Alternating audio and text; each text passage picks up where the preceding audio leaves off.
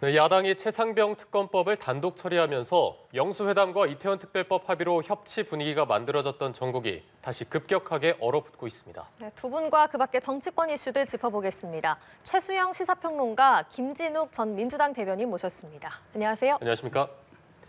자, 최상병 특검법 통과 이후의 후폭풍이 거센 모습입니다. 어제 연합뉴스 TV에 홍철호 대통령실 정무수석이 출연을 했는데 최상병 특검법 받아들이면 사법 절차로 하기는 나쁜 선례를 남기는 것이고 또 직무유기가 될 수 있다라고 주장을 했습니다. 이 발언은 좀 어떻게 보셨습니까? 저는 원칙적으로 맞는 발언이죠. 왜냐하면은 원래 특검이라는 게 현재 추사 중인 사안이 굉장히 좀 미진하거나 더디거나 그다음에 그 사후 결과가 국민적 눈높이라든가 여러 가지 그 사회적 공감에 맞지 않았을 때 이제 특검을 도입하는 게 관례였고 또 이것은 항상 그렇듯이 이제까지 모든 특검이 여야 협의로 추천되지 단독으로 추천된 경우는 사실 없습니다. 그렇기 때문에 여야 협의로 추천되는 게 맞다라는 이제 얘기는 되죠. 지금 공수처가 마지막 수사에 좀 박차를 가고 있는 중이고 그다음에 경찰이 아직 1차 조사 결과도 안 나온 상태니까 이걸 보고 22대 국회 가서도 해도 늦지 않을 텐데 굳이 이거를 21대 국회 마지막에 민심이라고 이번에 총선에서 확인된 민심이라고 영수회담에서 분위기가 나온 지 겨우 나흘 만에 이렇게 밀어붙인 것은 저는 민주당이 조금 뭐랄까 좀 말하자면 좀 훈훈해진 이런 어떤 여야 협치의 분위기를 강성일변도로 이렇게 밀어붙이는 또 다른 좀 전략적 오판이 아닌가 싶어서 저는 물론 그렇습니다. 이 법안에 대해서는 국민의 여론이 찬성률이 높은 것도 사실이고 또 여권 일각에서도 이 부분에 대해서는 우리가 거부권 행사해서 안 된다는 얘기도 있는 건 맞지만 굳이 이렇게 속도 조절을 하지 않고 군사작전을 하지도 밀어붙이듯 그러니까 의사일정 변경을 사실 본회의에서 그냥 바로 한 것 아니겠습니까? 결국 이제 국회의장을 압박해서 이런 결과를 이루어낸 것처럼 보여서 저는 이제 22대 국회 다시 거부권 행사하게 되면 다시 이제 22대 국회 넘어가게 될 텐데 이 법안에 대한 여러 가지 독소 조항만 해소가 된다 그러면은 저도 대통령실 거부할 명분은 없다고 보는데 굳이 이렇게 여야 합의를 무색하게 하는 것들을 밀어붙여서 하는 이런 말하자면은 말하자면 전례 없는 이런 일들이 과연 국민적 동의를 얻을 수 있을까? 저는 물론 이제 이런 부분까지도 고려해서 대통령실에서는 이제 제2요구권을 어떻게 할 건지 고민하겠습니다만은 이것과는 별도로 민주당이 이렇게 좀 말하자면 겨우 무르익었던 여야 이게 협치의 분위기를 조금 말하자면은 경색으로 좀 바꾼 좀 선례가 그런 나쁜 선례 좀 남기지 않았는가 이렇게 생각합니다. 네, 야당의 단독 처리로 이제 통과가 됐거든요. 지금 이 전국 어떻게 보고 계십니까? 사실 이 부분에 대해서는 지난 총선 과정서부터 많은 국민들의 관심 사항이었지 않습니까? 그런 관심 사항이었고 대통령께서 영수회담을 통해서 또 이 야당 대표로부터 이 부분에 대한 심각성에 대한 말씀을 충분히 전 들으셨을 거라고 생각합니다. 그럼에도 불구하고 어떤 이 부분에 대한 전향적인 입장의 변화 이런 부분들이 없었기 때문에 야당으로서는 어쩔 수 없이 이번 21대 국회에서 특검법을 처리할 수밖에 없었다 이런 말씀을 좀 우선 드리고요. 이번 특검법에서 그동안 여야가 합의가 우선이었다 또는 이 특검법이 지금 15차례가 있었는데 이 15차례 특검법 진행하는 과정 속에서 수사가 완결되지 않고 특검을 진행한 적이 없다 이렇게 말씀하시는데 전혀 사실과 다른 부분이 있다 이런 말씀을 좀 드려야 될 것 같아요. 일단 15차례의 특검법이 있는 중에 9번만 수사가 종결된 이후에 진행이 됐고요. 나머지 5번에 대해서는 이 수사가 진행되고 있는 과정 속에서도 특검법이 통과가 됐다. 이런 말씀 좀 드리고 그리고 여야가 합의 없이 진행된 경우도 2번이나 있었습니다. 첫 번째 2003년도 대북 송금 특검법 관련돼서는 그 당시에 야당이었던 지금의 국민의힘의 전신인 한나라당이 절대 의석수를 가지고 여당의 동의 없이 밀어붙여가지고 통과시킨 전례가 또 있습니다. 물론 그 반대로 이명박 대통령 때 BBK 특검법 이 부분에 대해서는 당시 야당이었던 대통합 민주신당, 지금의 민주당의 전신인 여기에서 이제 야당 신분으로서 통과시킨 적도 있었거든요. 그렇기 때문에 반드시 여야가 합의했어야 됐던 것도 아닌 것이고 또 이 수사가 지금 진행 중인데 왜 수사 절차를 뭉개고 그 상황에서 특검으로 가느냐 하는 부분도 사실과 좀 다른 부분이 있다 이런 말씀을 좀 드리고 싶습니다. 예, 알겠습니다. 이 최상병 특검법에 대해서 여당은 대통령실에 거부권을 건의하겠다는 방침이고 민주당은 특검 거부는 나쁜 정치다. 특검을 거부하는 자가 범인이다. 이렇게 또 주장을 하고 있습니다. 최상병 특검법의 어떤 지점에서 여야가 이렇게 대치를 하고 있는 겁니까? 그러니까 사실 여기 법에 뭐 제가 뭐 독소 조항이라고 표현하기는 좀 그렇고 조금 짚고 넘어가야 할 부분들이 있는 건 맞아요. 왜냐하면 원래 그렇습니다. 지금 뭐 김 대변인 말한 대로 여야 합의로 이루어지지 않은 뭐 관례도 있었습니다만은 특검 법안이 이제 성안될 때는 대부분 보면은 일단 뭐 밀어붙여서 이제 통과시킨 거지만 그래도 관례적으로 할 수 있었던 건 뭐냐면은 중립지대에 있었던 사람들을 특검에 임명하는 겁니다. 그런데 이번에 여기 놓고 보면은 그 조항 22조 조항인가에 대통령이 민주당에 요구하도록 돼, 그러니까 민주당에서 추천을 요구하도록 돼 있어요. 이 얘기는 뭐냐면 대한변협이 추천한 4인 중에서 2인을 민주당이 거기서 뽑아서 민주당이 대통령한테 두 사람 중에 한 사람을 고르라고 하는 거예요. 그렇게 되면 특검이라는 게 정치적 중립성이 사실 담보되어야 할 기구인데 이렇다면 민주당의 입맛에 맞는 그런 특검이 임명될 수밖에 없는 사실이 이제 가장 이게 큰 문제인 거고 그러다 보니까 이게 수사 대상이 대통령실이 됐다고 대통령실을 마치 민주당이 겨냥하는 듯한 형국이 돼버리기 때문에 이 법안은 조금 제3지대에 있는 중립적 지대에서 그러니까 말하자면 대한변협이 모든 사람을 추천한 상황에서 그중에 한 사람을 고를 수 있는 이런 이제 합의 정신이 좀 필요하다고 보고요. 두 번째 독소 조항은 그거죠. 그 특검보가 이 수사 중에 이게 특검이 진행되는 사안 중에서 피의 사실 외에도 수사가 진행 중인 상황이 있어서 그것을 이제 무제한 공표 브리핑을 할 수 있도록 돼 있단 말이죠. 그러다 보면 사건과 관련 없는 부분까지도 이제 나올 수가 있다. 이 두 가지가 이제 약간 쟁점이 되는 것 같은데 저는 이거 두 가지는 이번에 이태원 참사 특별법에서 합의했듯이 이른바 영장 청구권 야당이 양보하고 수사기관은 여당이 양보해서 합의를 이뤘잖아요.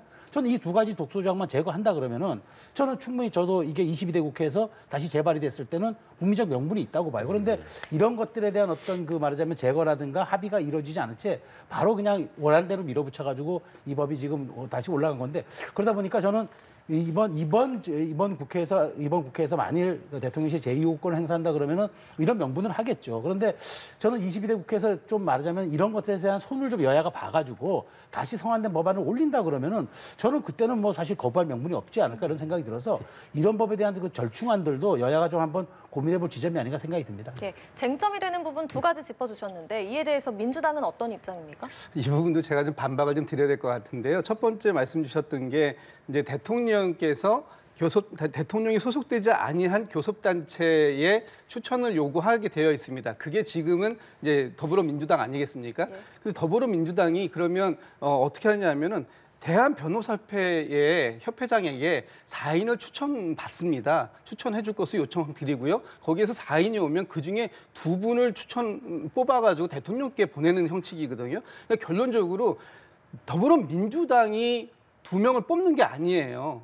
추천은 대한변협의 회장께서 4분을 추천하기 때문에 그 추천자 중에서 2분을 선정하는 그 과정, 이것이 어떻게 불공정하다 이렇게 말씀을 드릴 수 있는지 저는 잘 모르겠고요. 두 번째는 이제 수사 과정 속에서 언론 브리핑이 진행되는 거, 이러면 이 부분을 지금 독소 조항이라고 말씀하시는데 이 부분은 이번에 처음 들어온 사안이 아닙니다. 지난번 2016년도에 최순실 특검법 할 때도 이 부분이 그대로 있었던 사안입니다. 근데 과거의 특검법에서는 허용됐던 부분이 왜 이번에는 안 되는지, 만약에 그 특검 그 과정 속에서 언론 브리핑 속에서 예를 들면 피의 사실이 공표된다든지 하는 부분에 대해서는 당연히 주의해야 할 사안이 맞습니다. 그렇지만 과정이 어떻게 진행되고 있는지, 지금 수사가 어느 단계에 가 있는지 이런 부분들에 대해서는 브리핑할 수 있는 거다. 근데 그거조차도 독소 조항이라고 말씀하시는 건 도대체 이 수사를 얼마나 이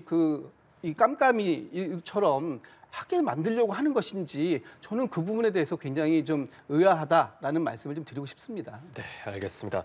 앞서 말씀해 주셨지만 이제 관심이 거부권 행사를 할지 그 여부가 될 텐데 특검법 통과되고 나서 정진석 비서실장이 엄중 대응하겠다라고 말을 해서 좀 이제 강행하려는 거 아니냐 이런 시사점이 나오고 있습니다. 지금 상황에서 총선 직후에 정치적 부담이 있을 수 있을 거다라는 의견도 나오는 상황에서 거부권 행사 여부는 좀 어떻게 보십니까? 부담이 있죠. 왜냐하면 이번 총선에서 어쨌든 그 여당은 108석이라는 성적을 얻었지 않습니까? 민의가 심판을 한 거죠. 그런 상황에서 대통령이 그동안 9차례에 걸쳐서 이제 이른바 제2호권 거부권을 행사했는데 이번에 하게 되면 10번째인데 그렇다면 어쨌든 아까 저희가 좀 전에 말씀드렸던 그런 조항에 대한 문제, 특검에 대한 어떤 추천에 대한 문제 이런 여러 가지 좀 약간 논란이 될 만한 조항에도 불구하고 국민들은 대통령이 또 거부권 행사 행사했구나라는 이제 외피의 이미지만 볼 수 있기 때문에 정치적으로는 상당히 부담이 될 수 있습니다. 그래서 저는 변곡점이 아마 지금 9일이나 10일로 예정된 대통령의 기자회견이 아닐까 싶어요. 왜냐하면 이 부분에 대해서 거부권을 시사를 했는데 대통령이 명시적으로 언급한 건 없죠. 대통령 비서실장이 얘기하고 정무수석이 이제 우회적으로 이제 예고를 한 건데 저는 여기에 대해서 왜 그런지에 대한 대통령이 이제 기자회견에서 질의응답을 통해서 아니면 뭐 모두 발언을 통해서 충분히 소상히 설명하고 아예 더 나아가서 최상병 그 당시 이 최해병 사건 때 이때 어떤 뭐 대통령실의 기류가 어떠했는지 대통령의 입장을 그대로 뭐 밝힌다든가 뭐 이걸 통해서 좀 선제적으로 말하자면 이슈에 대한 진화를 좀 한 다음에 그다음에 이제 이름으로써 제2요건을 행사하고 만약 이러이러한 부분들이 다시 좀 논의가 돼서 22대 국회에 또 넘어온다 그러면은 그때 저는 검토를 하겠다든지 이렇게 하는 것으로 가면 된다고 봐요. 그런데 지금 보기에는 민주당이 이거는 사실 이번에 많은 분들이 보셨겠지만 국회의장을 거의 뭐 협박하듯 수준을 해가지고 그날 본회의 당일날 의사일정 변경안을 상정했거든요. 그렇게 해서 통과시킨 법안이기 때문에 대통령께서 저는 아무런 어떤 그 입장 표명이 없이 거부권을 행사한다. 이거는 상당히 정치적으로 좀 부담이 될 걸로 보여서 충분히 이제 기자회견이라든가 이런 과정을 통해서 입장 설명이나 그런 어떤 상황에 대한 정리가 있는 다음에 그 다음에 이제 국민께 양해를 구하고 어떤 이해를 구한다면은 저는 그나마 좀 나은 성과를 얻을 수 있을 거라고 보고 저는 제가 다시 말씀드리지만 이런 부분 국민적인 여론이 굉장히 높기 때문에 이런 부분에 대한 여야 합의를 22대 국회 출범하자마자 거쳐서 새로운 특검법안을 전 제출했으면 좋겠다. 그래서 많은 국민들이 결국은 이거잖아요. 최상병이라는 분이 그 사람이 얼마나 말하자면 억울하게 좀 이렇게 그 사인에 걸치기 억울한 점이 없는지 그다음에 재발 방지가 이게 목적이기 때문에 진실을 알고자 하는 거지 우리가 여기서 당리당략으로 가는 건 아니지 않습니까? 그런 측면에서 그런 정신에만 한다 그러면 이태원 참사 특별표처럼 여야 합의로 저는 이 법안이 오는 게 맞다고 봅니다. 네, 지금 거부권을 행사한 법안이 이미 9건에 이르는 부분도 부담으로 작용하지 않을까요? 당연하죠. 지금 거부권을 행사하신 게 9차례인데 그 부분들 중에 이번에 이제 이태원 특별법은 이제 여야 합의를 통해서 이제 다시 통과가 됐습니다만 나머지 부분들도 사실 지금 민심에서는 많은 부분들이 왜 이게 거부권을 행사됐었을까 하는 그 의구심을 갖고 있는 법안들이거든요. 그래서 지금 더불어민주당에서는 22대 국회가 들었으면 대통령께서 거부권을 행사하셨던 법안들에 대해서 다시 재추진하겠다라는 의지를 밝히고 있는 겁니다. 대통령께서 그 여야 합의를 우선으로 하시는 것까지는 뭐 저희가 말씀을 들을 수밖에 없는데 그렇다 하더라도 이 부분에서 특별히 문제가 되지 않는 부분들 이런 부분들까지 거부권을 행사하신 그런 사안은 너무 지나치셨다. 그래서 앞으로도 계속해서 뭐 그 22대 국회에서도 여소야대 상태가 똑같이 진행될 텐데 계속해서 여당과 야당이 합의가 안 된 법안이기 때문이라는 이유만으로 계속 거부권을 행사하신다면 아마 이 지금 그 국정 운영에 상당한 동력을 그 훼손시키는 그런 상황으로 갈 것이다. 그래서 저희가 지금 말씀드리는 건 이렇게 합의가 가능한 부분 또 합의할 수 있는 부분들로 말씀을 드릴 때 그걸 적극적으로 수용하겠다라는 자세 이런 국정 운영의 변화 이런 부분들을 요청드리러 지난번에 영수회담을 하러 갔던 거 아닙니까? 그 과정 속에서 전혀 기대했던 그런 긍정적인 답변을 듣지 못했기 때문에 저희가 어쩔 수 없는 상황에 이르게 된 것이다. 이런 말씀을 좀 드려야 될 것 같습니다. 예, 만약에 윤석열 대통령이 거부권을 행사한다면 민주당은 21대 국회 안에 재표결을 한다는 방침인데요. 국민의힘으로선 재표결을 하게 되면 표결에 불참을 할 수가 없고 또 무기명 투표로 이루어지고 또 22대 총선에 낙선자도 있기 때문에 이탈표를 좀 걱정해야 되는 상황입니다. 어떻게 예상하세요? 근데 저는 이 사안에 대해서는 이제 물론 제한적으로 원래 좀 안철수 의원이나 조경태 의원 같은 경우는 이제 조건부 찬성을 한 적은 있어요. 그런데 이 두 분도 이번에는 반대하는 걸로 저도 알고 있는데 왜냐하면 민주당이 이거를 너무 이제 말하자면은 밀어붙이기식으로 이 법안을 통과시켰기 때문에 그러니까 충분히 국민적 공감과 어떤 국민적 여론의 지지를 받는 그런 특검이라 할지라도 그 과정에서 민주당이 얼만큼 민주적 절차와 정당성을 지켰느냐 이것도 굉장히 중요한 부분인데 마치 이제 뭐 순방 나가기 직전에 이제 국회의장을 겁박하듯이 해가지고 이걸 이번에 상정하지 않으면 이게 만일 우리가 민의를 받지 않는 것이다라는 그런 해괴한 논리를 내세워가지고 이렇게 압박을 해서 한 거거든요. 그렇기 때문에 저는 이 부분에 대해서는 큰 이탈표는 없을 것 같은데 이제 문제 변수가 이걸 겁니다. 지금 이제 아마 여기서 낙천되거나 이제 낙선하신 분들이 한 50여 분 되는데 이분들이 이제 본회의에 참석하지 않을 경우에는 이른바 정족수가 좀 다운이 되거든요. 정족수가 하향이 되면은 민주당은 100% 참석한다 그러면 정족수가 이게 3분의 2 이상인데 정족수가 이를테면은 250이 된다 그러면은 가결이 170이면 될 수 있는 거거든요.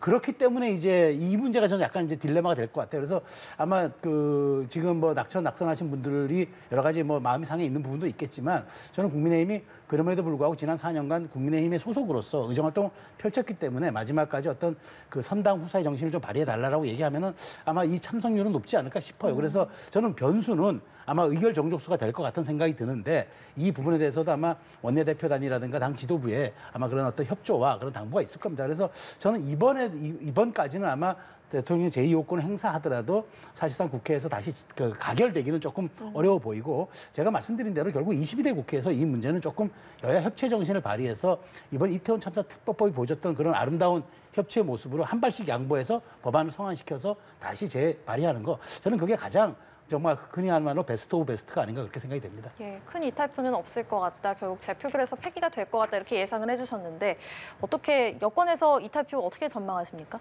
글쎄요, 뭐 그 이탈표라는 게 얼마나 나올지는 저희도 확신할 수는 없습니다만 저는 이런 말씀은 꼭 좀 드리고 싶어요. 국민의힘에서 이번에 총선에서 압도적인 차이로 패배하지 않았습니까? 총선 참패의 원인을 뭔가 지금 고심하기 때문에 비대위가 형성된 것이고요. 그런데 지금 국민의힘이 환골탈퇴할 수 있는 절호의 기회, 이것이 이번 최상병 특검법의 처리 과정을 보여주는 것이다. 저는 이렇게 봅니다. 국민들께서는 지금 국민의힘이 얼만큼 변화하겠다라는 의지를 갖고 있는지, 그런 변화의 모습은 무엇을 통해서 보여줄 것인지를 기다리고 있는데 이 최상병 특검법을 만약에 대통령께서 거부권을 행사하시고 국회로 다시 돌아왔을 때 재의결을 해야 되지 않습니까? 이것이 비밀 투표이기 때문에 나는 소신껏 할 수 있어 이런 것이 아니라 정말로 국민의힘을 다시 바로 세우는 절호의 기회가 될 수 있다라고 생각하시는 분들이 계시다면 이 부분에 있어서는 찬성표를 던지셔야 될 것이다. 이렇게 저는 꼭 그 조언의 말씀을 드리고 싶습니다. 네, 알겠습니다. 자, 이런 상황에서 각 당의 상황도 살펴보도록 하겠습니다. 국민의힘은 일단 황우여 비대위 체제가 공식 출범을 하게 됐습니다. 어제 기자회견 내용을 보니까 재창당을 뛰어넘는 혁신, 또 쇄신 이런 단어가 나오거든요. 아무래도 혁신에 대한 요구가 높기 때문에 이런 단어들이 나왔다 이렇게 봐야 될까요? 그렇습니다. 사실 뭐 황우려 비상대책위원장이 임명됐다고 해서 그러니까 정계를 은퇴한 원로가 왔기 때문에 그냥 이게 형식적 비대위다 그러지 않죠. 말 그대로 비상대책위원회입니다. 지금 국민의힘 출범 아까 지금 윤석열 대통령 출범 이후 지금 4번째 비대위인데 그렇다 하더라도 사실 이거는 비상한 상황이기 때문에 황우려 위원장이 비대위원장이 이거 뭐 우리는 관리만 하고 그냥 2달 전당대 행정적 절차만 관리한 다음에 넘길게요라고 얘기한다면 그건 비상대책이 아니죠. 그건 전당대 준비기구죠. 그렇기 때문에 비상대책위원회이기 때문에 비상한 대책이 나와야죠. 그렇지 않는다면은 이게 무슨 정당이라는 게 국민의 어떤 의사를 수렴하는 기구가 아니지 않습니까? 그래서 그런 측면에서 저는 황우려 위원장이 지금 얘기가 재창당 수준을 뛰어넘은 혁신 추진과 그다음에 국민이 됐다 할 때까지 쇄신하겠다. 플러스 지금 보수 정당의 정체성을 찾겠다라고 얘기했거든요. 그래서 저는 보수 정당의 정체성이라는 게 저는 그렇게 그 지지층에 부합하는 보수 정당의 정체성이라고 생각하면 안 된다고 생각합니다. 오히려 중요한 거는 다시 집권을 할 수 있게 중도의 마음을 끌어오는 보수의 따뜻한 보수든 무슨 보수든 그 가치를 재정립하겠다는 게 저는 핵심이 돼야 된다고 봐요. 그런 측면에서 황우려 위원장이 그 사실 현역 때 별명이 어당팔이었습니다. 어리숙해 보이지만 당수가 팔당. 그러니까 굉장히 내공이 있으신 분이란 그런 뜻인데 그런 경륜을 발휘했으면 좋겠습니다. 그리고 박근혜 대표 시절에 그러니까 박근혜 대통령이 대표 시절에 그때 이제 그 비대위가 아니라 그 당시 대표를 했던 그런 부분이 있어서 그 당시 어떻게 하면 이런 난국을 타개해야 될지도 아마 아는 그런 경륜이 있는 분이십니다. 그리고 수도권에 기반을 두신 분이고요. 인천에. 그렇기 때문에 저는 황우려 비대위가 단순히 시간 벌기용 혹은 전당대 관리기구용으로 가면 절대 안 된다고 보고 말한 그대로 혁신과 쇄신의 모습에다가 정말 보수 정당이 어디로 가야 하는지 그 가치까지 한번 재정립하는 그 시기가 됐으면 좋겠다. 뭐 한 달이든 2달이든 전 기간에도 구애받지 않았으면 좋겠어요. 그것이 될 때까지 하는 거지 만일 한두 달이라고 딱 제한해버리면은 본인도 그렇게 얘기하더라고요. 저희가 이거 전당대 관리만 하려고 내가 여기 온 건 아니라고 얘기했기 때문에 그런 것들을 저는 기대하고 또 얼마큼 나올지 한번 지켜보겠습니다. 네, 지금 말씀해주신 대로 이게 전당대회 전까지 운영하는 실무형 비대위다라는 평가가 나오고 있는데 이런 발언으로 봤을 때는 전대 관리에만 국한하지 않겠다라는 이런 의견에 동의하십니까? 그러니까 황우여 비대위원장께서 굉장히 의지는 좋으신 것 같아요. 그런데 이 의지가 어떻게 현실적으로 반영될 수 있을지 이 부분에 대해서는 저는 좀 생각이 좀 다른 부분이 있습니다. 왜냐하면 지금 이 국민의힘이 총선 참패 이후에 3주 만에 비대위를 간신히 꾸렸지 않습니까? 그것도 돌고 돌아서 이미 은퇴하신 지 오래되신 그런 황우여 비대위원장까지 모셔왔는데 과연 국민의힘에서 지금 그 당의 황골탈퇴 또 혁신의 어떤 단초를 찾아낼 수 있을까 하는 부분들에 대한 많은 우려가 있는 부분도 사실입니다. 특히 당정 관계를 어떻게 할 것인가, 수직적이었던 당정 관계를 과연 수평적인 당정 관계로 바꿔놓을 수 있는가? 그럼 그건 비대위가 할 수 있는 사안은 아니라고 봅니다. 지금 다음 차기에 지금 전당대회를 통해서 새롭게 생기는 그 대표가 리더십을 어떻게 형성해 나갈 것인가 하는 부분인데 황우여 비대위원장이 이걸 다 하실 수 있으면은 새 대표를 왜 뽑습니까? 그렇게 되지 않을 것 같고요. 그리고 지금 이번에 이 전당대회의 룰을 어떻게 세팅할 것인가 하는 건데 지금 전당원 100% 룰을 세팅하신 분이 대통령실의 전진석 비서실장 아닙니까? 그분이 과연 이번에 저는 관심 있게 보는 부분이 이런 겁니다. 대통령실에서 국민의힘 전당대회에 얼만큼 완벽하게 선을 끊어낼 것인가? 만약에 예전처럼 다시 청와대 대통령실의 여의도 출장소 개념으로 만약에 국민의힘을 바라본다고 한다면 아마도 이 당의 혁신 이런 부분들은 굉장히 어려울 것이다라고 보여지기 때문에 이번에 여러 가지 측면에서 그런 가늠자가 나올 텐데 그거를 황우여 비대위원장께서 얼만큼 소화해내실지 그것이 아마 저는 관전 포인트다 이렇게 보고 있습니다. 예, 말씀하신 관전 포인트, 과연 황우여 위원장이 지금 당신 100%인 전당대회 룰을 손을 댈 것이냐 이게 관심인데 어떻게 전망하세요? 손을 댈 것 같으신지 만약에 손을 댄다면 어느 정도로 고쳐질 것 같으세요? 지금 저는 이 문제는 선택의 문제가 아니고 당의 문제라고 봅니다. 손을 대야죠. 선거에서 패배한 정당이 혁신하는데 혁신의 가장 큰 게 뭡니까? 당의 대표라든가 당의 후보 혹은 당의 대표를 뽑는데 그 후보를 뽑는 게 이번 당원 100%의 말하자면 후과가 이번 총선 패배의 원인이었다고 분석한다면 당연히 바꿔야죠. 그러니까 저는 이 논리는 맞다고 봅니다.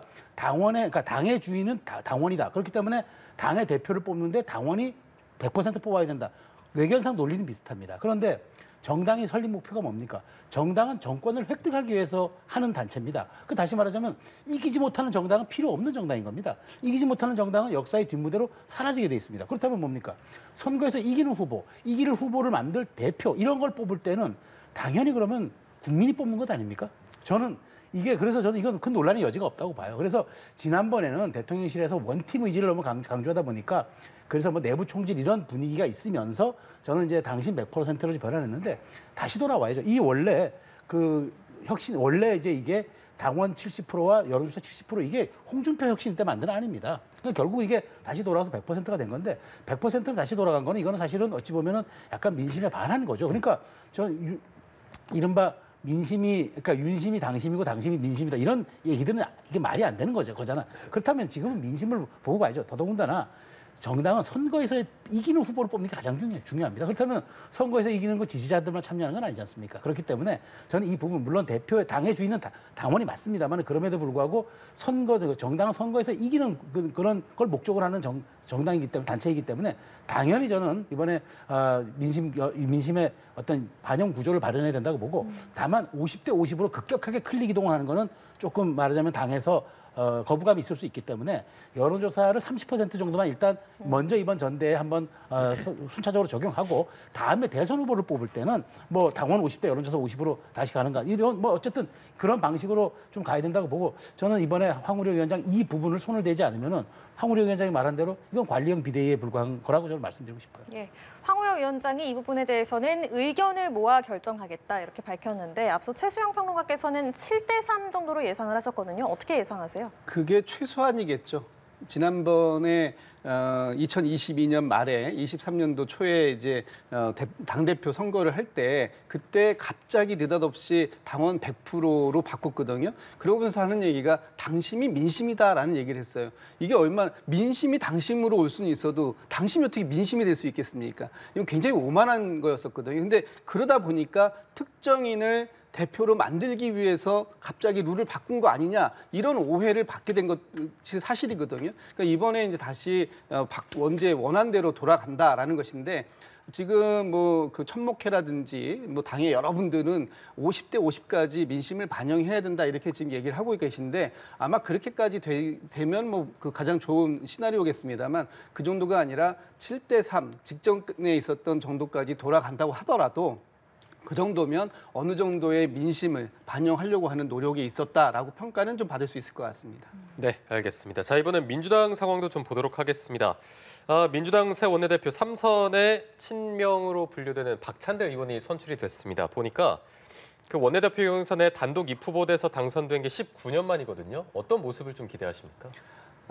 이제 그 요번에 많은 분들이 출마를 좀 하시지 않을까라는 생각이 있었는데 이제 박찬대 의원이 출마를 표명하시면서 다른 분들은 그럼 난 다음 순서에 해야 되겠다 이렇게들 하시면서 자연스럽게 출마를 선언하고 후보 등록한 분이 박찬대 지금 원내대표밖에 없으셨어요. 그래서 자연스럽게 이제 단수 후보가 됐고 그걸 이제 찬반 투표하면서 과반 이상을 득표해서 어제 이제 사실상의 추대 형식으로 이제 취임이 됐습니다. 이 부분은 이 지금 지난 21대 국회에도 마찬가지였는데 저희가 180석이라는 가장 많은 여소야대 국면을 만들어 주셨습니다. 그럼에도 불구하고 제대로 이 개혁 법안이라든지 아니면 민생 법안들에 대한 이 통과가 많이 이루어지지 못한 부분들이 있었다. 근데 이번에 이제 저희가 171석입니다. 현재 더불어민주당이 그리고 범야권까지 하면 192석입니다. 그리고 그 국민의힘이 108석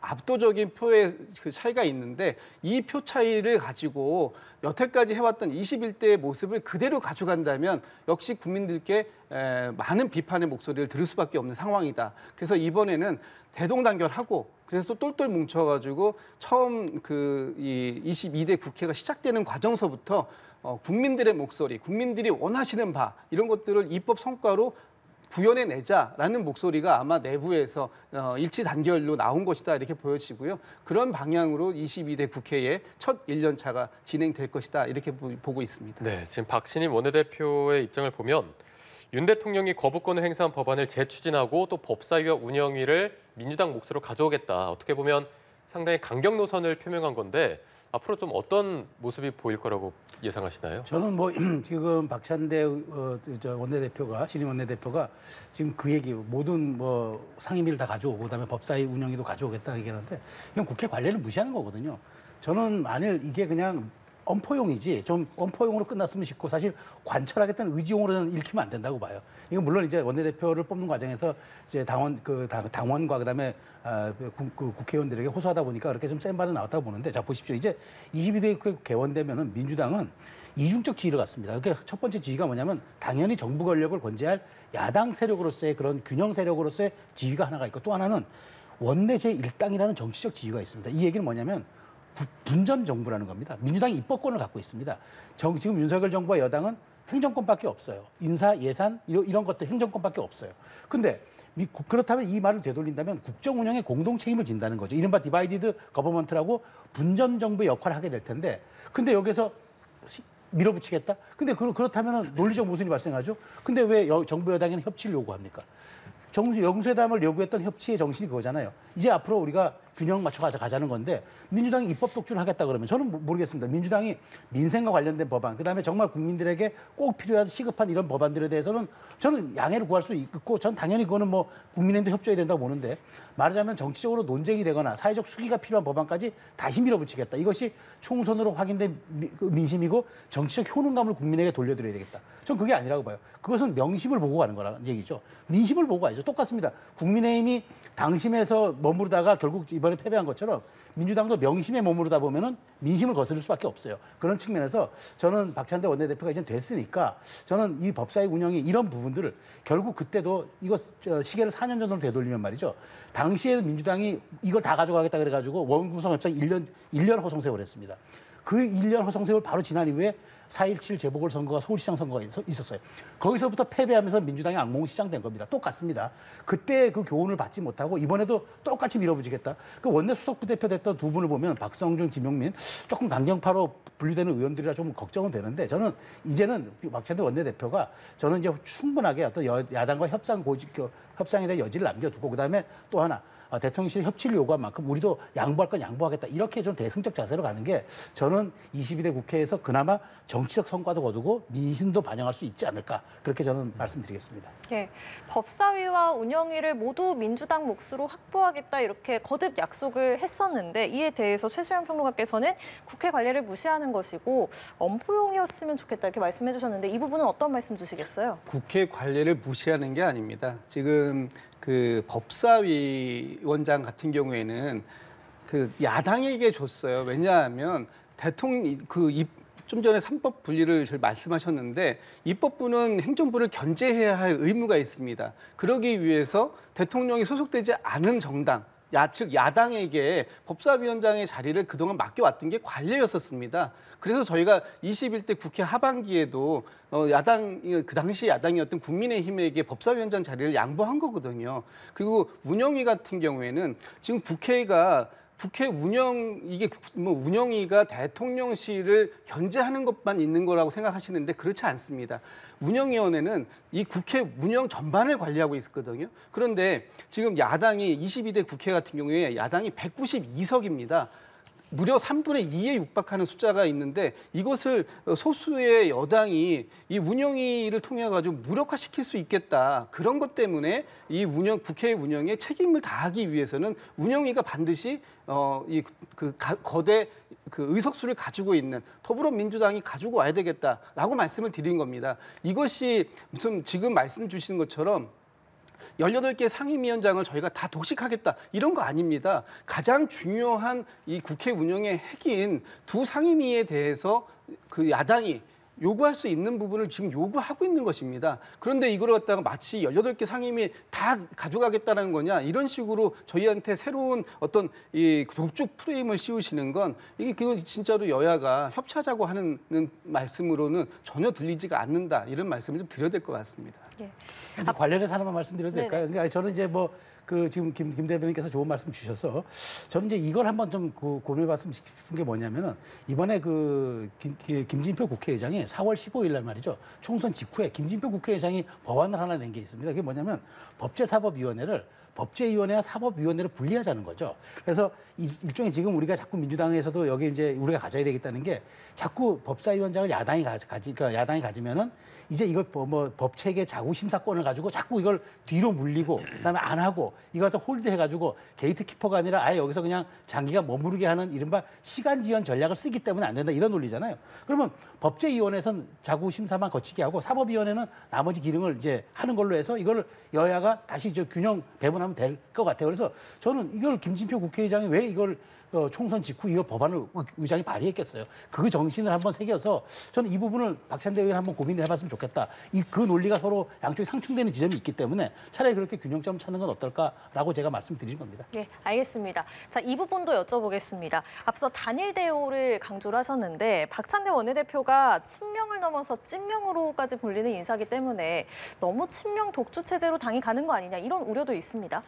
그렇게 일부 보실 수도 있습니다. 그런데 지금 박찬대 이제 원내대표가 찐명이냐, 친명이냐, 아니면 이렇게 어떤 계파를 가지고 얘기하느냐 이런 자리에 이제 오른 건 아닙니다. 원내대표가 됐기 때문에 171명의 수장으로서 입법권을 행사하는데 많은 이제 영향력을 행사할 것 같고요. 다만 지금 이번 총선 과정을 거치면서 이 더불어민주당이 이재명 당대표를 중심으로 해서 똘똘 뭉쳐 있는 그래서 사실상 이재명 대표의 민주당의 리더십이 굉장히 확고하게 서 있는 상황입니다. 이런 상황을 뭐 저희가 어떻게 다른 표현으로 이게 뭐 찐명 체제로 갔다 이렇게만 얘기할 수는 없는 거거든요. 그러니까 이번 그 더불어민주당에서 앞으로 이제 나오는 이 법안들이 입법 중생 또 민생 중심의 법안들인지 이런 부분들을 보면 되지. 이것이 지금 마치 국민의힘에서 얘기하는 것처럼 이재명 대표를 위한 무슨 방탄 정당이다 뭐 이런 식으로 자꾸만 프레임을 이렇게 씌우시면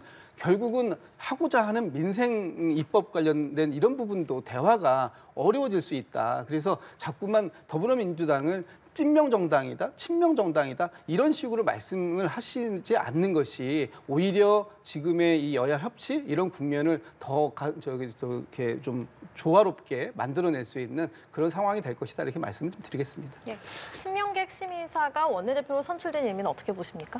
그 사실 뭐 이 부분은 조금 우려되고 있는 건 사실이에요. 근데 좀 예상은 했습니다. 왜냐하면 다른 분들이 불출마하고 또 나오지 않으니까 당연히 박찬대 의원이 뭐 될 수밖에 없는 구조인데 근데 왜 이렇게 됐을까? 그런 당내 기류가 내가 괜히 여기에서 원내대표로 그러니까 이재명 대표의 마음이 박찬대 최고한테 있는데 괜히 나갔다가 내가 또 비명으로 찍히지 않을까 싶은 그런 약간의 두려움도 있었을 거라고 저는 봐요. 그런 측면에서 그걸 놓고 본다면 지금 과연 이렇게 이재명 일극 체제로 가는 게 이게 정말 이게 당내 역동성과 다양성, 건강한 민주주의를 위해서 이게 좋은 일인가 한번 제가 반문해볼 필요는 있다고 보고요. 더 중요한 건 저는 이렇습니다. 이재명 대표가 어저께 이제 당 소속 의원들에게 당론에 반하는 행동하지 말라고 얘기했다는데 저는 이거 굉장히 심각하게 받아들입니다. 아니 가끔은 당론에 반해야지 그게 헌법기관으로서의 말하자면 국회의원의 책무요 그게 의무인 거지 당론에 따르면 그거는 뭐 말하자면 거수기에 불과한 거 아니겠습니까? 소신대로 좀 할 수 있는 그런 숨통도 좀 열어놔야지 이재명 대표가 마치 당론에 반하면은 우리 당의 구성원이 아닙니다라는 식으로 얘기한 거는 뭐 본인의 지난해 있었던 그 자기네 체포동의안에 가결표 던졌던 사람들에게 그 다시 한번 환기시킨 것 같아서 이건 또 하나의 공포 정치다. 저는 그 말씀드리고 싶고 굳이 그렇게 말하지 않아도 될 일을 말함으로써 다시 한번 이건 이재명 일극 체제임을 확인시켜줬다는 측면에서 저는 앞으로 민주당이 어떻게 흘러갈지 국민들이 관심 있게 지켜볼 것이다. 특히나 민주당의 다양성과 역동성이 사라진 정당이 된다 그러면은 과연 수권 정당과 대한 정당이 될 수 있냐? 이런 본원적 질문에도 직면할 것 같아서 이 부분에 대해서는 민주당의 현명한 좀 말하자면 운영을 저도 지켜보겠습니다. 네, 알겠습니다. 두 분과 함께 정치권 이슈 짚어봤습니다. 최수영 시사평론가, 김진욱 전 민주당 대변인 두 분과 함께했습니다. 고맙습니다. 고맙습니다.